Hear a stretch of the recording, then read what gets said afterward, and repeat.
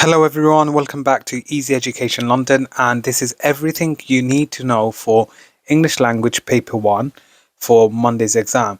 So we are literally 24 hours away, or probably less than that by now, in preparation for your first English Language GCSE. I cannot stress how important this exam is for your future careers and paths. So it's important that you prepare to the best of your ability.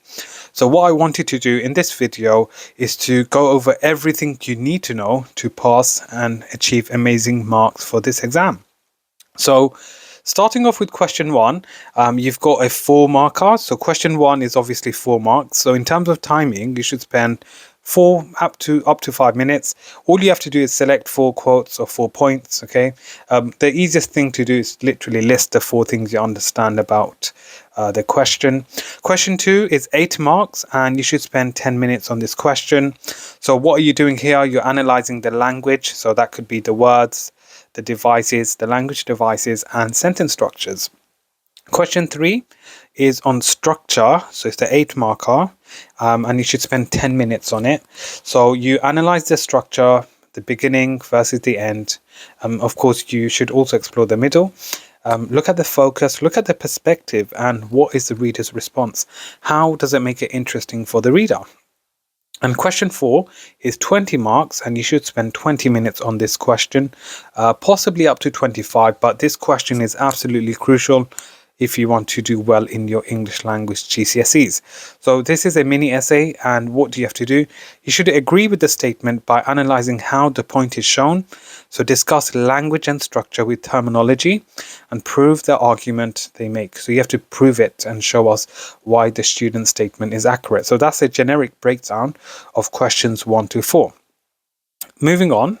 So if I just skip over. So for paper 1, question 1, very quickly. So read the section indicated by the question. So for example, it could be such as lines 1 to 10. You will then be asked to pick out 4 ideas or quotes to answer a specific focus. You can use short quotes. You can summarize the quote. Check you only put 1 idea per line. That's important actually. What I often see is that students put multiple sort of ideas. If there's another idea within the sentence, put it on another line. That's important because obviously that's a separate point and a separate mark. Check you are actually answering the question and your answer comes from the right section. So that's generic advice for paper 1, question 1. And to be honest, you all should be getting full marks for this question. English Language Paper 1, question 2, you will be instructed to read another section of the extract. You have to write about 3 different areas, so 3 paragraphs. You're looking at words and phrases, devices, so the language devices, and sentence structures. So these are the areas for you to possibly comment on and analyze. There may be more than 1 device or word or phrase you want to use to answer the question. Use the relevant information, even if it's more than 1 example per bullet point. Things to remember. Terminology, make sure you identify and use relevant subject terminology. It is mentioned in the mark scheme. So the use of verbs, adjectives, nouns, the phrases, lists, similes, metaphor, personification, your connotation, juxtaposition, repetition. Remember to look at the words specifically here. You're analyzing the words, okay, and the effect it has. A minimum of 3 to 4 quotes within your whole answer. Use the bullet points to structure the order of your analysis. You must refer to the effect on the reader. That's important. Okay, I can't stress this enough. You need to explore the effect on the reader. What do we think about the question as a result of the quote itself? What is the quote doing? And demonstrate you understand the language and how it's being used. Look for underlying meaning. So look at the connotations of a particular word, zoom in and provide in-depth and detailed and perceptive analysis. So before we continue, please subscribe, like and share, as we are going to create more revision content for English Language Paper 2 for the 12th of June. And also we are going live on YouTube on a daily basis in the evening. So do subscribe and keep your notifications on to stay up to date with those videos. Moving on, the next one is to demonstrate you understand the language and how it's being used. So look for underlying meaning. So I've already explained that. And just some sentence starters. You may want to decide to screenshot this and use it in your essay. Whether you're Edexcel, Educast or AQA, these are some sentence starters you can use for your essay. So this suggests the writer uses, for example, adjectives to show ... and you fill in the gaps. So I'm not really going to say much here. I'm sure this is quite self-explanatory. Moving on. Question 3. So paper 1, question 3 is all about structure. So you need to know what structure is. So as this video is titled Everything You Need to Know for GCSE English Language Paper 1, you need to know what structure is and how can we look out for structure within the exam paper. So we must write about the way a text is built or put together and the choices the writer makes. You might think of structure as being the building blocks of a text. However, this structure is very important in helping us to see the meaning of a text. The building blocks to discuss are, so these are the important ones you want to write down, a narrative perspective, outside to inside or vice versa, paragraphing including introductions and developments, chronology or sequence, topic shifts, sentence structures, tense, use of time, pace of events, patterns such as repetition, listing or contrasting, okay, or contrast. So to comment on the effect of structure, that's important, okay. If you are aiming for top marks, whichever one is, you need to comment on the effect. So you should be exploring what different structural features can actually do to a text, their purpose, and so for the reason why the writer may have chosen them. That means talking about creating a pattern, a sound effect, and an impression. If it's changing, talk about the narrator. Is the narrator changing the location or the speaker? Is it adding a new place or a new character? So for example, is there a shift in the time, a shift in the topic, a shift in the focus? And in summary, what do you need to know for structure? What does the feature do to the text, the storyline or character? And what does it make the reader think of? The first one you need to ask yourself is, what does this feature make me think of? Secondly, what am I imagining in my mind's eyes? And what feeling do these words, images give me and why? Okay, so that's absolutely crucial when annotating and commenting on structure. So consider this, and literally this is everything you need for structure. That goes for all examples, so feel free to make notes and use this in preparation for your exam. Useful language to include in your essay for question 3 structure. The writer repeats. You can look at spotlight, perspective, beginning, middle, end for grounding. Perspective, speech, sentence types and functions, tense, contrast, climax, zooming in, zooming out, shifts, gradually changes, moves inside, moves outside, cyclical structure, moves between different points of view, developing a point of view, reiterates, mirrors, echoes, reflects, narrows down to, and widens to. So you can make a note of that and use this to revise. And what I would recommend is go through different past papers, go through different inserts or extracts and pick these out, okay, in preparation for Monday. If you can do that, then you'll find it very straightforward on Monday's exam. Here we have some examples of useful sentence starters. Again, feel free to screenshot and use this in preparation for exam. So you can start off literally with, at the beginning of the extract, the writer focuses the reader's attention on ... Okay, so you can literally start with that. The impact of this is, and then you want to tell us what that is. So make sure you use a relevant quote. In the second paragraph, the focus shifts to ... The impact of this is ... Or alternatively, you can start off with structures initially used to.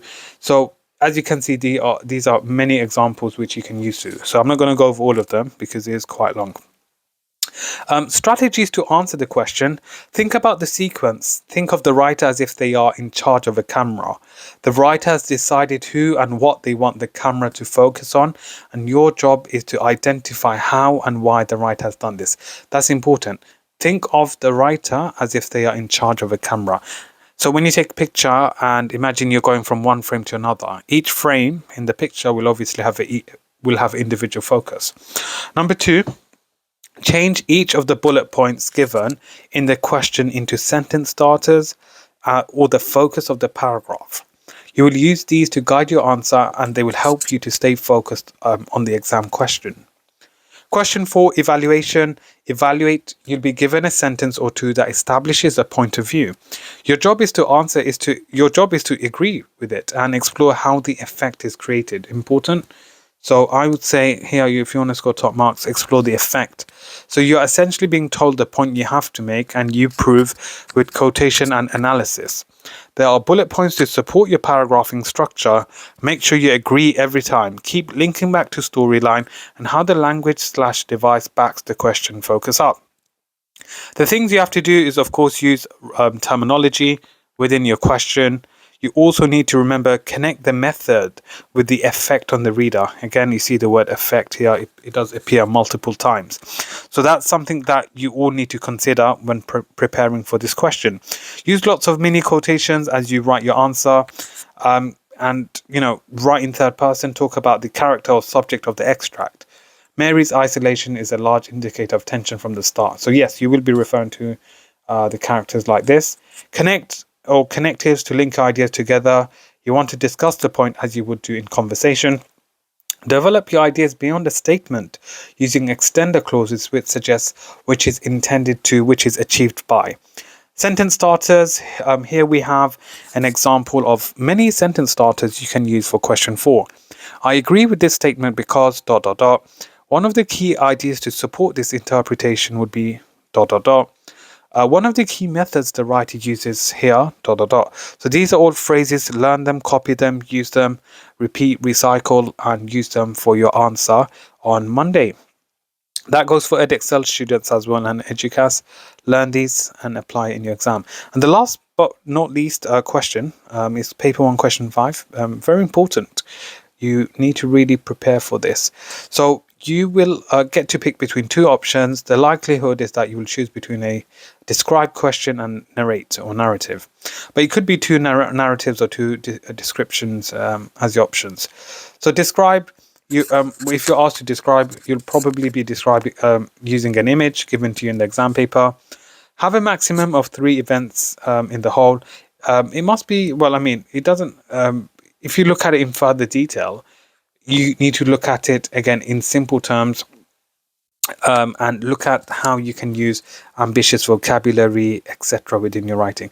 I know it says here must be in third person, past tense, but again, to be honest, you can still write in first person. There's no harm in doing that. Okay. Mostly about the mood and atmosphere being built.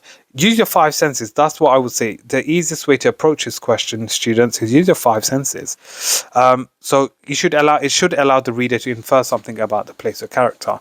Narrate. If you choose to write the story, it's not a feature-length film. Focus on 1 or 2 parts of the story. The exposition of the setting, character, the rising action, climax, falling action as well.